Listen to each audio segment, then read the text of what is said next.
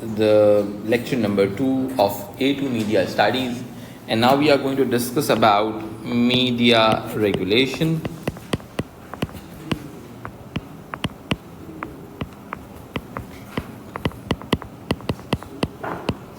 This is all about our first topic of paper 4. ठीक है जी, this is all about paper 4. Whenever we talk about the idea of media regulation, we need to understand few concepts and few understandings. Okay. The first term which we need to understand is all about media. What is all about media?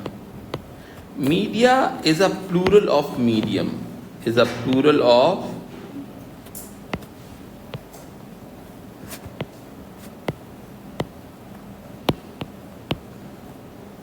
it's a plural of medium. ठीक है. Whenever we say plural of medium, it means we need to talk about the medium of communication. सही है. Plural of medium means medium of communication. So whenever we talk about medium of communication, got it? कि भाई हमने अपने mediums of communication को regulate करना है, am I right? ठीक है. अब ये जो कम्युनिकेशन है ना, ये दुनिया की सबसे खतरनाक तरीन चीज़ है. समझ में आई बात? ठीक है. एक्चुअल में the whole world is dependent on one very basic thing, that is called narrative, idea. am I right? ठीक है. अब एक्चुअल के अंदर with the help of communication we used to develop a narrative. Am I right? We used to develop an ideology. अगर आप दुनिया की जितनी भी जंगों को उठा के देखेंगे, it's all about the clash of ideologies. एक तरफ Russia versus America, capitalist versus socialist ideology. Am I right? USSR के साथ जो दुनिया बायपोलर सिस्टम में शिकार थी, आज China versus America, same goes with the idea. ठीक है. सो दुनिया के अंदर जितनी भी वॉर्स हो रही हैं, आज आप पैलेस्टाइन वर्सेस गजा का मसला उठा के देख लो, वॉर ऑफ नैरेटिव है, वॉर ऑफ आइडियोलॉजी है. समझ में आई बात? तो दुनिया के अंदर एक्चुअल में with the help of communication you are going to penetrate your ideology, your narrative anywhere in the world. If your narrative is strong, everything is strong. If your narrative is weak, everything got weak. समझ में आई बात? दुनिया के अंदर everything is dependent on your narrative. आपकी कहानी के ऊपर, आपकी बात के ऊपर डिपेंडेंट. ठीक है.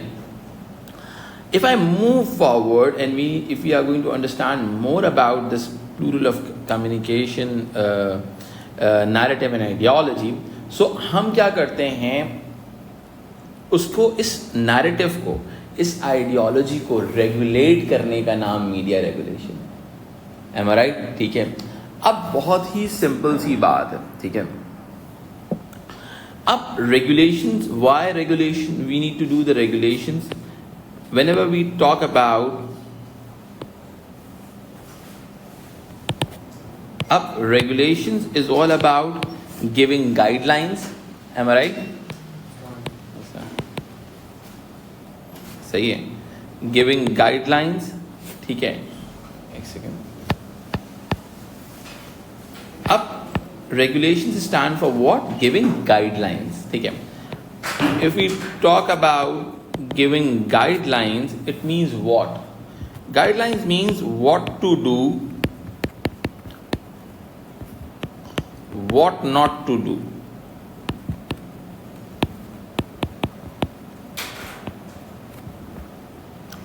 समझ में आई बात? ठीक है. कि we are going to regulate you, your narrative, how the narrative should go. समझ में आई बात? If the media regulation is not going to be exist, ये गाइडलाइन अवेलेबल ना हो. ठीक है. अब ये गाइडलाइन किस चीज़ के लिए होती है? फॉर द स्टेबिलिटी पर्पस, कि चीज़ें स्टेबल हो जाएं. क्या हो जाएं बेटा? चीज़ें स्टेबल हो जाएं. ठीक है. अब whenever we say to stabilize the things, कि हमने क्या करना, हमारा मकसद क्या है, to stabilize the thing, बहुत ही सिंपल सी बात है। देखो स्टेबिलिटी जब भी होती है, स्टेबिलिटी पावर स्ट्रक्चर्स को सपोर्ट करती है। कई मरतबा यार देखो, एक मैं लॉज की, रेगुलेशंस की आपको मैं एक दूसरी साइड भी दिखाना चाहता हूँ। One side of laws and regulation is के this is essential for the society, ठीक है। But on the other hand you can say this thing, these laws, these guidelines, these regulations are the order given by the power structures, जो society के powerful structures होते हैं, like government. अब बहुत simple सी बात है, पाकिस्तान के अंदर पर्टिकुलर पॉलिटिकल ग्रुप का नाम लेना बैन है टेलीविज़न के ऊपर, ठीक है।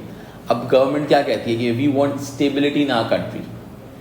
जब दूसरे का नैरेटिव आएगा तो इंस्टेबिलिटी पैदा हो सकती है, am I right? To restrict that instability within a society, am I right? तो वो इस चीज़ को क्या करते हैं, वो इस चीज़ को कहते हैं कि we are regulating the narrative. हम नैरेटिव को, हम आइडियोलॉजी को रेगुलेट करेंगे, हम किसी और की आइडियोलॉजी को इन्फिल्ट्रेट होने नहीं देंगे। लेट सपोज आप एक स्टेट ए हो, मैं स्टेट बी हूँ, ठीक है। आप एक स्टेट ए हो, चलो भाई एग्जाम्पल ले लेते हैं प्रॉपर वाली, ठीक है।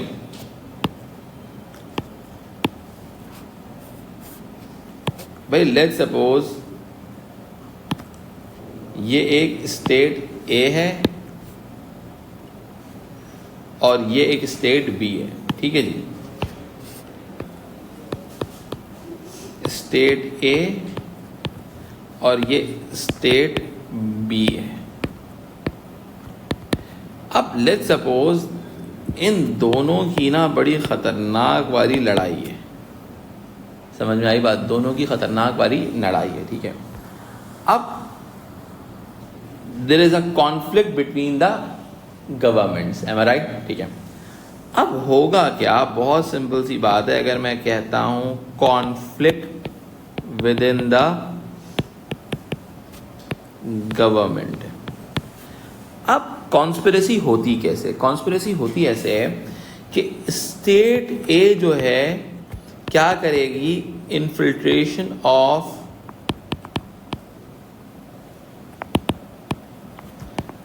State B ideology, state A ideology,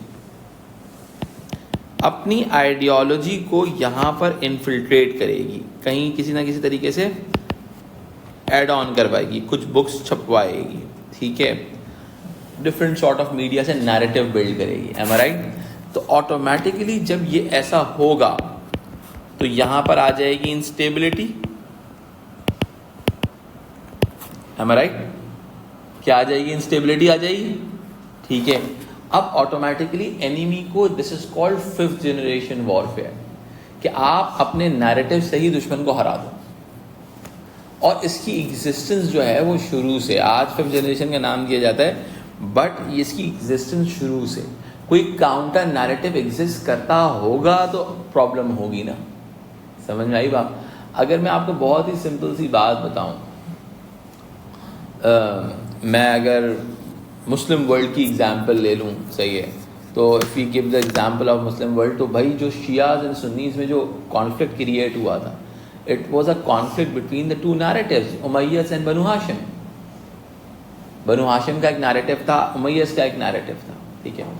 उसके बाद अगर हम यूरोपियन कंट्रीज़ के अंदर कॉन्फ्लिक्ट देखते हैं तो there is a conflict based on the church. There are few people who are with the church, there are few people who are with the, यानी कि उन्होंने रिस्ट्रिक्शंस अप्लाई की हुई थी। इनफैक्ट वहाँ पे बुक्स को ले जाना अलाउ नहीं था, सही है भाई। बाइबल को भी रिस्ट्रिक्ट किया गया था ताकि वो नैरेटिव, उनका काउंटर नैरेटिव नहीं आ जाए कहीं से, बिकॉज जो पावर स्ट्रक्चर्स होते हैं वो अपने नैरेटिव को प्रोटेक्ट करना चाहते हैं। वो ये चाहते हैं कि उनका जो नैरेटिव है वो प्रोटेक्टेड हो, समझ नहीं बात? उनका नैरेटिव प्रोटेक्टेड कैसे होगा? उनका नैरेटिव प्रोटेक्टेड इस तरीके से होगा कि वो जो होंगे क्या कहते हैं, जो रेगुलेटर्स होंगे वो किसी काउंटर नैरेटिव की एग्जिस्टेंस को बर्दाश्त नहीं करेंगे। समझ रहे हैं आप मेरी बात? Is it clear to you all? यहाँ तक बात समझ में आती है? ठीक है। If we move forward to understand more about the media regulations and उसके related other जो चीज़ें लिंक होती हैं, ठीक है, देखिए जी, whenever we talk about the idea of media regulation ना, ठीक है, actually it's not a one day process or law कि भाई ये चीज़ इस तरह से है तो इस तरह से होगी. It's a continuous ongoing process. It's a ongoing process. Ongoing process का मतलब क्या होता है? एक रेगुलेशन आई, उस रेगुलेशन के हिसाब से कोई टेक्नोलॉजी चेंज हो गई, we need to change the regulation. It's a ongoing process of control and guidance. Am I right? ठीक है, हम इस चीज को कहा जाता है, it's a ongoing process of control और गाइडेंस.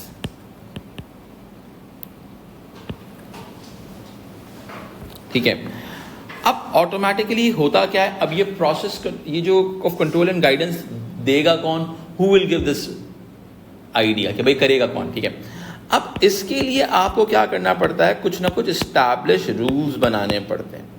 अगेन वही वाली बात, अब जब ये इस्टेब्लिश रूल्स बनते हैं, ठीक है, तो ये इस्टेब्लिश रूल्स पावर स्ट्रक्चर्स को सपोर्ट करते हैं.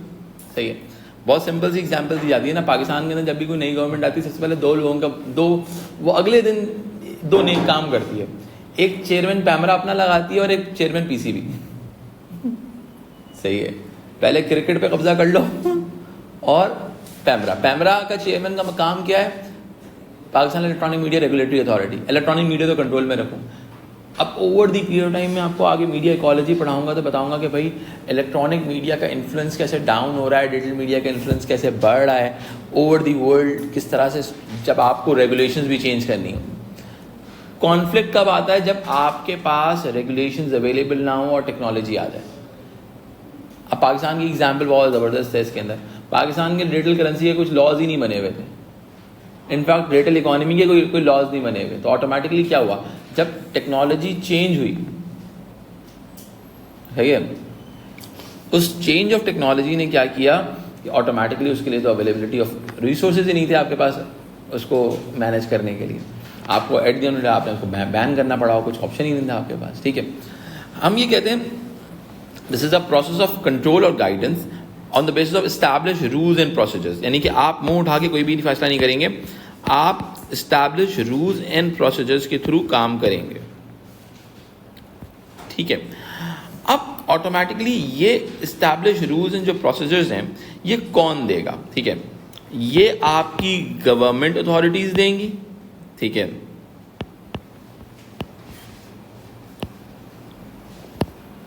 आपकी गवर्नमेंट अथॉरिटीज देंगी. इसके अलावा आपकी एडमिनिस्ट्रेटिव अथॉरिटीज देंगी.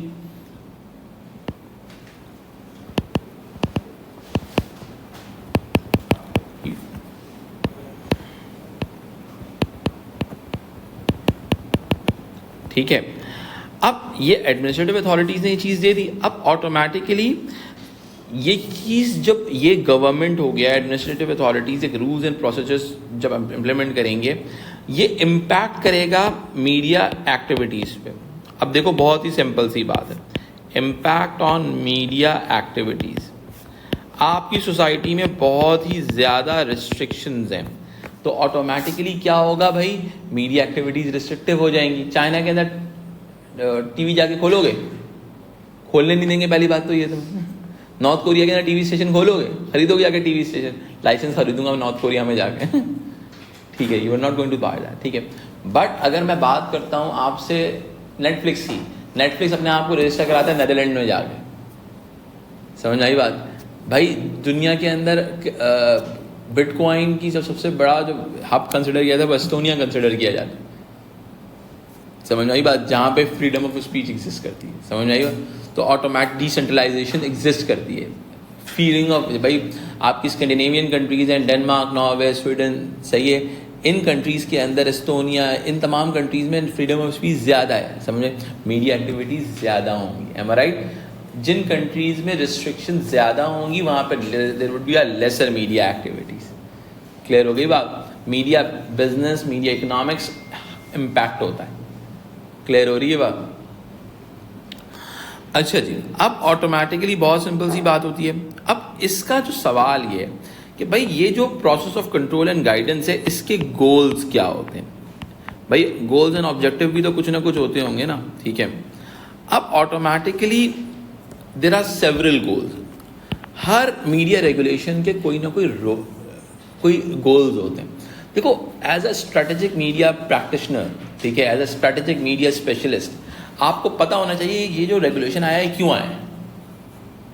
ये मुंह उठा के कोई रेगुलेशन नहीं आया था, यानी कि वो नहीं है कि भाई अजरक वाली नंबर प्लेट निकालनी है ठीक है, कोई there would be a logic behind media regulations, because इसका इम्पैक्ट बहुत खतरनाक है।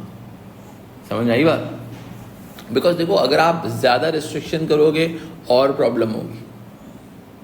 समझ आई बात? मैनेजिंग अ मीडिया और managing a narrative in a society is one of the most difficult job to do so.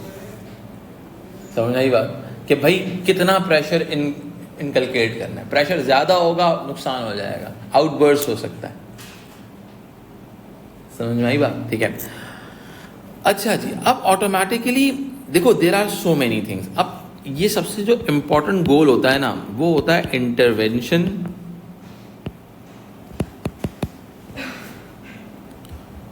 To protect stated public interest, यानी कि अवाम के मफाद में। एक्चुअली वो हुकूमत का मफाद होता है। सही कहा ये जाता है कि भाई अवाम के मफाद में हम ये काम कर रहे हैं, ठीक है, इससे सोसाइटी को बेनिफिट होगा, ठीक है, बट वो एक्चुअल में पावर स्ट्रक्चर्स को बेनिफिट हो रहा है। अच्छा, एक तो ये एलिमेंट हो गया जो सबसे ज़्यादा यूज़ होता है कि भाई नैरेटिव को, काउंटर नैरेटिव नहीं एग्जिस्ट करना चाहिए। अब मुझे बताओ, अमेरिका के अंदर रोज़ाना चाइना के फेवर में खबरें आ रही हों, Chinese economy is the best economy in the world, भाई क्या होगा? अमेरिका बोलेगा भाई क्या कर रहे हो आप, हमारी कैपिटलिस्ट इकॉनमी को हिट कर रहे हो। सही है। Who is gonna invest in New York wall street? No one is gonna invest them, because if the news are going कि भाई Chinese market is better than American market. Clear हो रही है बात? ठीक है। तो there are so many things link with that, ठीक है। इसके अलावा कभी कभार नहीं, कई मरतबा दुनिया की अच्छी कंट्रीज़ में ऐसी होता है कि आप रेगुलेशंस को कंपटीशन को लाने के लिए लेके आते हो कि भाई कंपटीशन होनी चाहिए। ये नहीं कि कोई एक ही बंदा नैरेटिव अपना बनाया जा रहा है। सही है। There should be a counter existence of counter narrative in a society, ठीक है। फिर ऑटोमेटिकली होता क्या है, इस कंपटीशन से एडवांटेज क्या होता है, बेनिफिट क्या होता है? सोसाइटी में अफेक्टिव मीडिया मार्केट जनरेट होती है।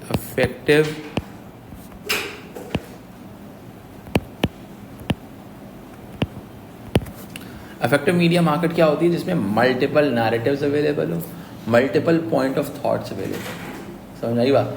वरना तो फिर वो एक ही, वरना नॉर्थ कोरिया चाइना में हम इशू किया यही तो है कि there is only availability of one narrative, there is no competition, there is no existence of counter narrative, ठीक है। अच्छा, कई मरतबा आपके पास जो गोल्स होते हैं मीडिया रेगुलेशंस के, वो होते हैं टेक्निकल स्टैंडर्डाइजेशन, ठीक है, कि भाई अब गवर्नमेंट कह रही है कि सारे लोग एचडी ट्रांसमिशन को ही ऑन एयर करेंगे, एचडी देंगे, ठीक है। समझ में आई बात? तो ऑटोमेटिकली एचडी क्यों देंगे? उससे क्या हो, गवर्नमेंट चाहती है कि हमारा नैरेटिव अच्छा, जैसे टर्की के अंदर है, टर्की के टेक्निकल स्टैंडर्ड्स बहुत स्ट्रॉन्ग हैं। टर्की के अंदर जो प्राइवेट चैनल्स भी हैं उनको भी मीट करना पड़ता है। आप टर्की की जो फ्रेम्स हैं, उनके चैनल्स की आप कंटेंट, टीआरटी का कंटेंट अगर आप देखते हो और उसकी ब्यूटिफिकेशन देखते हो, उसके टेक्निकल अंडरस्टैंडिंग देखते हो, तो वो बहुत ज़बरदस्त है। यानी कि आपको एक लफ्ज़ समझ में नहीं आएगा, लेकिन आप बैठ के देखते रहोगे, आपको अच्छा लगेगा देख के। सो ये गवर्नमेंट क्या करती है कि वो टेक्निकल स्टैंडर्ड्स को मीट करती है। यूके में भी ऐसी होता है। सही है। दुनिया की काफ़ी सारी सिविलाइज कंट्रीज़ में इसी तरह से होता है कि बिकॉज जब उन्होंने अपने नैरेटिव पे पैसा लगाना होता है, अपना नैरेटिव को पूरी दुनिया में पहुंचाना होता है। Is it clear to you all? ठीक है।